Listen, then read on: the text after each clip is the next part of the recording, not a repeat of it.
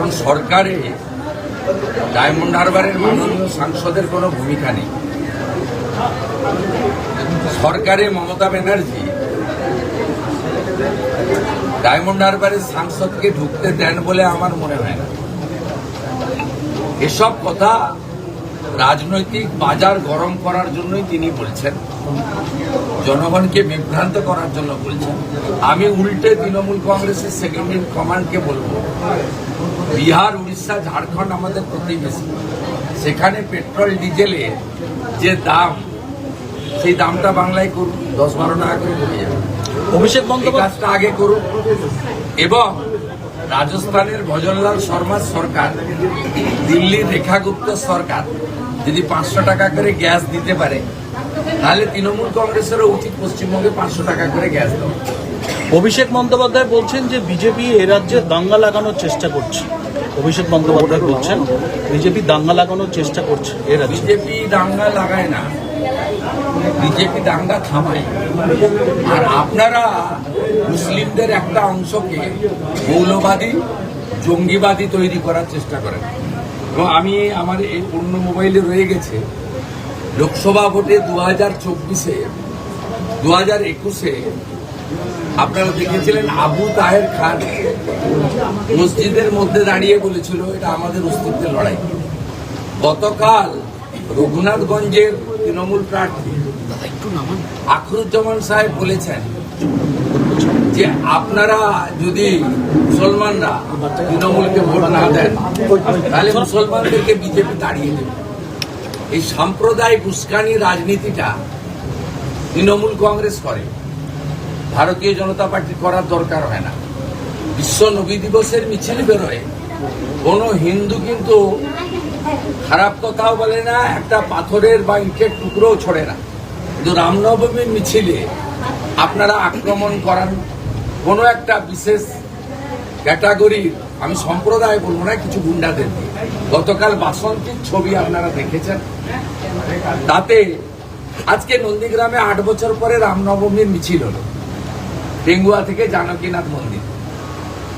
8 বছর পরে, 8 বছর আগে প্রত্যেক বছর হতো। কেন বন্ধ হয়েছিল? ইন্দিরা মোড়, বয়ালের, সেখানে রামনবমীর মিছিলে যাওয়ার জন্য 6টা ট্রেকারে ভক্তরা জড়ো হয়েছিল। সেখানে নাজিমুদ্দিনের নেতৃত্বে ট্রেকারগুলো ভাঙা হয়, হিন্দুদের উপর আক্রমণ করা হয়। সেই দিন থেকে মিছিল বন্ধ করে দেয় আমাদের জানকীনাথ মন্দির কমিটির উৎসবের আয়োজন। এখানেই তো অসংখ্য উদাহরণ আছে। গত কয়েকদিন আগে ভেটুরিয়াতে ভগবান রামচন্দ্রের যে মূর্তি তৈরি হচ্ছিল, তার গলা কেটেছে কারা? এদের, অথচ পুলিশের কোনো ব্যবস্থা নেই। এই কারণেই এই গুন্ডা দুষ্কৃতকারীরা, মৌলবাদীরা বাড়ছে। আমি মনে করি শুধুমাত্র সনাতনীরা নয়, রাষ্ট্রপতি মুসলিমদেরও এগিয়ে এসে প্রতিবাদ করা উচিত। আজকে নন্দীগ্রাম বাস স্ট্যান্ডে বেশ কিছু শিক্ষিত মুসলিম যুবক যেভাবে আমাদের জলদান করেছেন মিছিলে আসা রাম ভক্তদের, তাতে মনে হয়েছে নন্দীগ্রামে মুসলিমরা দুভাগে বিভক্ত হয়ে গেছে। একদল মৌলবাদের পক্ষে, তারা তৃণমূলের সঙ্গে, আরেক দল রাষ্ট্রবাদের পক্ষে, তারা মোদি দিচ্ছে। রানাঘাটে ভোট কর্মী আক্রান্ত হচ্ছেন, তিনি প্রতিবাদ করতে গিয়ে আক্রান্ত হচ্ছেন। যদি ভোট কর্মীরাই আক্রান্ত হন, তাহলে ভোট করাবেন না। কে তো আছে, কিন্তু ইলেকশন কমিশন চেষ্টা করছেন। আমার মনে হয় গুন্ডামিটা নিয়ন্ত্রণ করার তারা চেষ্টা করছেন এবং গ্রেপ্তার করার জন্য নির্দেশ দিয়েছেন।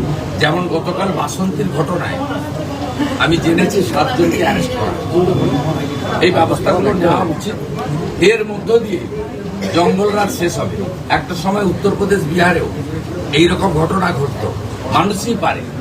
আপনি সবসময় পুলিশ, কেন্দ্রীয় বাহিনী, ইলেকশন কমিশনের উপর নির্ভর হলে হবে না। আপনারও নিজের কিছু দায়িত্ব রয়েছে, সেই দায়িত্ব আপনাকে পালন করতে হবে। দাদা, মমতা বন্দ্যোপাধ্যায় বলছেন যে হিটলার টিটলার ভুলে যান, টোটালটা হয়েছে বিজেপি। বিজেপির ওয়াশিং মেশিন হয়ে গেছে, গণতন্ত্রটাকে ভ্যানিশ করে দিচ্ছে, মানুষের অধিকারটাকে ভ্যানিশ করে দিচ্ছে। এদের দেখে আমাদের ঘৃণা হয়, লজ্জা হয়। মমতা বন্দ্যোপাধ্যায় বলছে দেখবেন না, তাহলে ঘৃণা হবে না, লজ্জা হবে। নির্বাচন কমিশনের উপর কতটা আপনি তো লজ্জা ছাড়া, যার কান এক কান দিয়ে কাটা রাস্তার পাশ দিয়ে যায়, তার দোকান দিয়ে কাটা তার রাস্তার মাঝখান দিয়ে যায়। আপনি 21-এ হারার পরে কি করে মুখ্যমন্ত্রী হন বলুন? একজনকে মানুষ রিজেক্ট করবে, আপনার তো তৃণমূলের অন্য কাউকে মুখ্যমন্ত্রী করা উচিত ছিল। আপনি লজ্জা ছাড়া বলেই এ কাজ করেন। তাতে আপনি তাকাবেন না, দেখবেন না, চোখ বন্ধ করে রাখবেন, শুধু টাকার দিকে তাকাবেন, তাহলেই হয়ে যাবে। এই যে আন্তঃশুল্ক দেব আজকে জয় শ্রীরাম স্লোগান দিলেন, তিনি বলছেন রাম তো সবার। দীপক অধিকারী দেব, অভিনেতা দেব, তিনি বলছেন রাম তো সবার। আজকে তিনি স্লোগান দিচ্ছেন জয় শ্রীরাম।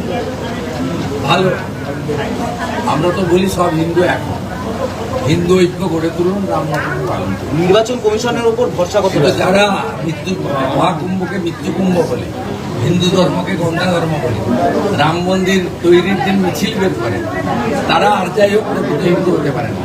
পিতৃপক্ষে কাছে নিয়ে বেরো। হিন্দু বাড়ির মহিলা নামাজ পড়তে যাবেন কেন মন্দিরে? আমার মুসলিম বন্ধু আছে, পরিচিত আছে, আমি তাদের যে শুভেচ্ছা দিই। কিন্তু আমি তো নামাজ পড়তে যাই না, ওটা তো মুসলিমদের কাজ, ইসলাম ধর্মের কাজ। আবার আমি এখানে ফিরোজাপুর যখন এমএলএ ছিল, অনেক পুজো উদ্বোধনে যেতাম। আমি ওই ভদ্র মহিলাকে খুব সম্মান করি, শহীদ মা, তিনি ফিতা কাটা পর্যন্ত আমার সাথে থাকতেন। তারপরে যখন মায়ের চরণে ফুল দিতাম, প্রদীপ জ্বালাতাম, আরতি করতাম, ধূপ ধুনা দিতাম, উনি কিন্তু ঢুকতেন না, দূরে দাঁড়িয়ে থাকতেন। একইভাবে যখন ইজতেমা, উরুস, জলসা, নামাজ হতো, সেখানেও আমি কোনোদিন অংশগ্রহণ করি। মুখ্যমন্ত্রী মমতা ব্যানার্জি কাকে বার্তা দেওয়ার জন্য এগুলো করেন? তিনি রামনবমীতে, এই গত দুদিন ধরে রামনবমীতে মুখ্যমন্ত্রীকে দেখেছেন আপনারা? আপনি ঈদের শুভেচ্ছা দিয়েছেন মুখ্যমন্ত্রী আনন্দের সাথে, আর রামনবমীর শুভেচ্ছাতে বলেছেন শান্তি বজায় রাখুন। কেন হিন্দুরা কি গন্ডগোল করেনি?